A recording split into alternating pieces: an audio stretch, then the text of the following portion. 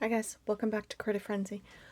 Alright, today I have a fun little project. We're sort of stepping away from the square little blocks, and today I wanted to use these.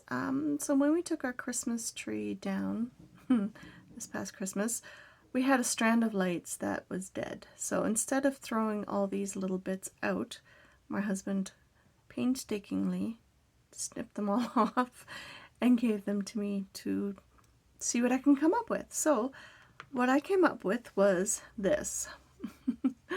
They are adorable. They look like glass or metal or whatever, but I love how they turned out. So I will show you how I made this. This one was sort of an experiment. It didn't quite work out. I mean, it will stand if you wanted to, but in order to have a flat bottom, you need to do some pyrotechnics. All right. So we're going to be a little bit of a firebug, unfortunately, but you know, it's okay. It's for a good cause. Just make sure you're in a well-ventilated room. Wear a mask if that's what you need to do. And let's have some fun. It's very easy. You just get yourself a lighter. If a lighter is uncomfortable for you, use a tea light. I can't guarantee. I haven't tried it with the tea light, but you know, any flame will do. So all you're going to do is melt it. It will light on fire. It's okay. We'll blow it out, and then we will set it on a surface that's not going to catch on fire. So your craft mat is pretty good for that. And then you have your bottom. And it stands nice. This one's a bit crooked, so we're going to remelt it a little bit. And we're going to make sure that we are straight. There we go. More or less straight. And then you have the base. Oops. And they're all going to fall over, but there we go. Now, unfortunately, I can't get that black soot off of there. I even tried sanding it. I tried rubbing alcohol. I tried a bunch of different things. It did not work for me. So I paint. But because the light bulb, or the bulb of this, is quite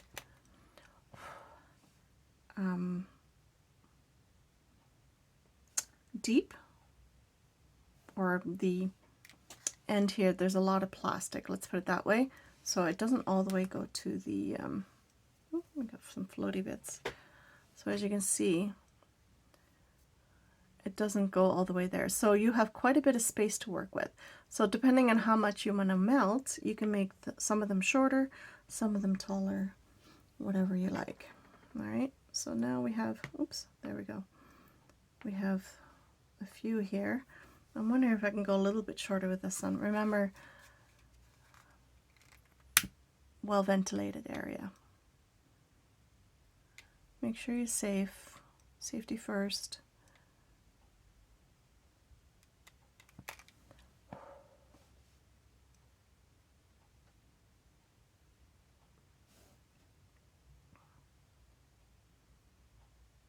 There we go. Be sure to let it cool down. But there, we have it. So it's a perfect little base for a vase. Again, you can remelt it before you paint it. You can still readjust it if you want to. All right. So depending on the size of your light bulbs, you know, for the strands, you could make these in just about any size. But they would make a great lamp, a great vase, whatever you want to make it into. So now we have a nice little selection. Now, to paint it, you could use nail polish, you could use paint. This is my Pebeo paint, but it is the, let's see, iridescent, which is nice because it gives you more of a stained glass kind of thing. Not stained glass, Murano glass? I don't know. It's a cool effect. I like it. It's pretty, and that's all I care about at this point. So I do have a couple of nail polishes here. So this one is the Mirror Effect. I think I got this at the dollar store a while back. Use whatever metallic paint you have, if that's the look you want to go for. I also have this copper mirror effect, so I thought maybe I'd use this one on one of these and see how that looked. Yeah, beautiful. Okay, so I do have a skewer here, or no, not a skewer, just a round piece of dowel, and then I put some tape on the end so I can actually paint this without getting it all over my hands. But there, it is so cool. I really do like how this turned out. At first I wasn't too sure. I was like, you know, I'm gonna get the paint out. Remember, don't light around your nail polish because it is flammable. So safety first. So you gotta make sure you've done all your firework before you're painting, especially if you're using nail polish.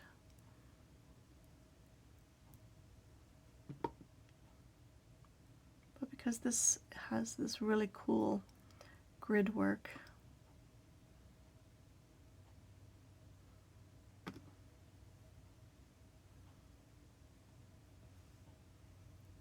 it's okay if you miss some spots, if you miss out on filling all these little spots, because it'll show up as a shadow, which is kind of cool. And you could do the inside of the upper rim too, but that is entirely up to you. But there we go.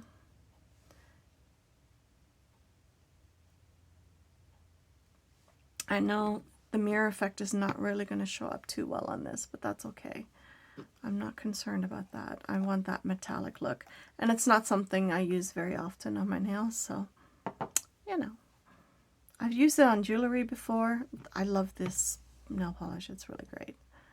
Any metallic nail polish you can use on jewelry. You can use it on plastic. It's great for dollhouse paints because it already has a built-in brush, and it has like a top coat, and it doesn't wipe off easily. So there we go. I'm just going to hold it into here. And there we have that. So I'm going to let that dry, and then we will come back and do some more. Okay, I just wanted to show you how I prepare these. So these are just the round dowels.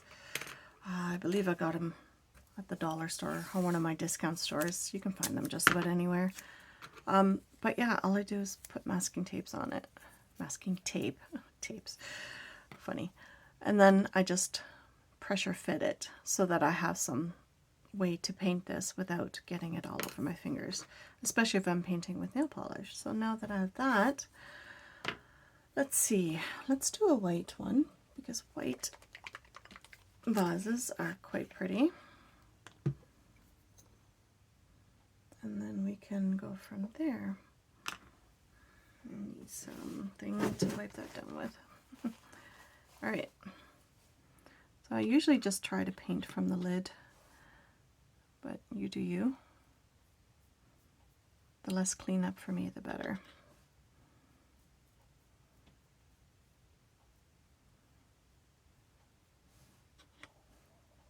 There we go. Simple. You could use chalk paint for this. I think that would be really pretty too. But experiment, and you can do a dry wash over top. You could really get into all the little nooks and crannies, like I'm trying to do with this brush here. And then if you want to, you could put like a clear coat of something on there, whether it is Mod Podge or acrylic clear coat or whatever, or glue, whatever you have on hand. Even clear nail polish would work too. But what you can do is you can do a dry brush over top if you wanted to, but see how pretty they are? Ah, I love it. I think it's great. Let's do another color.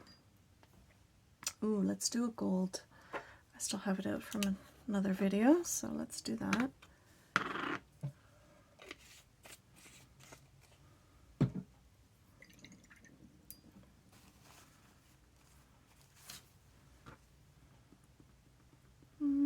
It's a little bit on the thick side, but it's okay. works so easily. And you can keep them clear too. I mean, if you want just look like crystal vase, keep it clear. But the reason why is because I can't get rid of that black part there. Unfortunately, I have to disguise it with paint. That's the sad part about it. But, you know, small price to pay for something so pretty.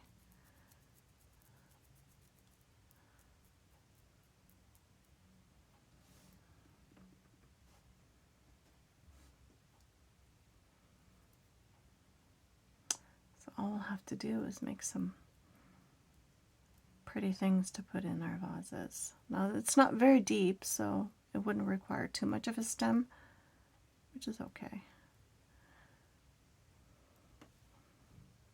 There we have 3. I need one more. See if I can find another color. Hold on 1 second. Alright, I use this teal color quite a bit in my current dollhouse that I am making, so I might just make a vase for in my dollhouse. I'm just going to paint from there. So I thought that would be kind of pretty. Ooh, yeah, I like that. Now I have no idea how well this will stay on the plastic. Oh my goodness. But, you know, I think over time it'll probably wear off. But what I like about it, because it already has the grooves and the design on there, I don't think it'll matter too much. It'll just look more aged, that's all. So I have to let that dry, and then we will come back to it. So there's our little bunch of vases. And we'll get back to it in just a few. Okay, we're just going to make some simple flowers. I made some here. I got recently off of AliExpress this little sakura flower paper punch.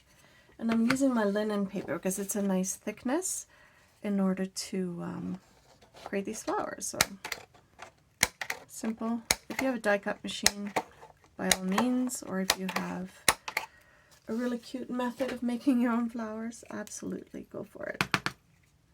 Oh, it doesn't want to come out. Why do you do that? I wish I left it open, but it's okay. Oh my goodness, the slidey thing, I can't get it off, and I don't understand why you would even bother with it on there. Anyway, there we go. Small complaints. It's alright. So I just have my little foam board here.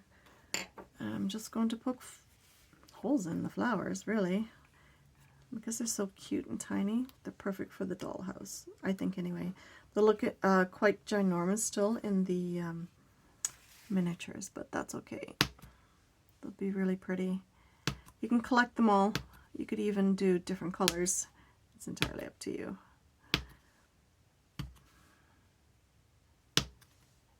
But now we have that shape that I'm looking for.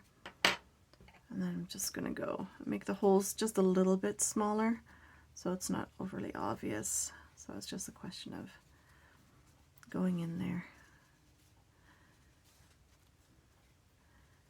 and just creating a little bit of friction on there. You could do each individual flower. I'm not going to worry too much about it.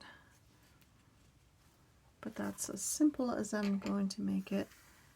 And then, because it is almost spring, and I am really wishing it was spring, I'm going to use some pretty spring colors. But now that I've made the hole a little bit smaller, it's a little bit nicer just to have that smaller stamen on the inside. But some pretty colors. I just got these off of AliExpress. You can get them just about anywhere really these days, but they're really cute. You could just use wire if you wanted to, or little head pins, or even sewing pins. I mean, this one had glue all over it, but I just got to show you that, hold on, I do have better ones. Yeah, here we go. Let's just inside my thingy here. So if you wanted to, you could just use these, poke them through, and you can use those as the little flower. So that works too. And that would look cute in a vase, and all you would have to do is trim it in order to make it work.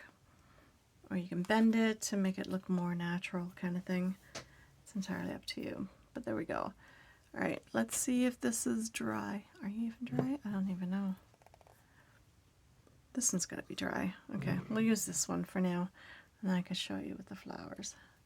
See how easy that was? And then if you wanted to, you could paint the inside of this, but I don't think it's necessary. Again, entirely up to you. You can do it any which way you like.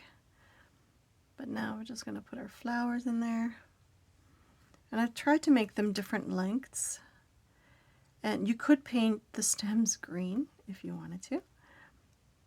You know, it's entirely up to you. Again, use your imagination. But this works out well for me. Come on. It can be a little bit tricky. Come on, there we go. I mean, these are a little bit tall, but there we go. We have our vases. How cute. Just from stuff I was going to throw out anyway. So here we have a vase, and we have a lamp. All right. And then in this one here, all I did was put one of these little plastic bamboo shoot thingies in there. So you could just do greenery, whichever one you like. But I think they're adorable. They turn out really well. I'm very happy that I get to recycle these. And I hope you find some cute ideas too. So there we go. I'll lay them down so you can see them properly.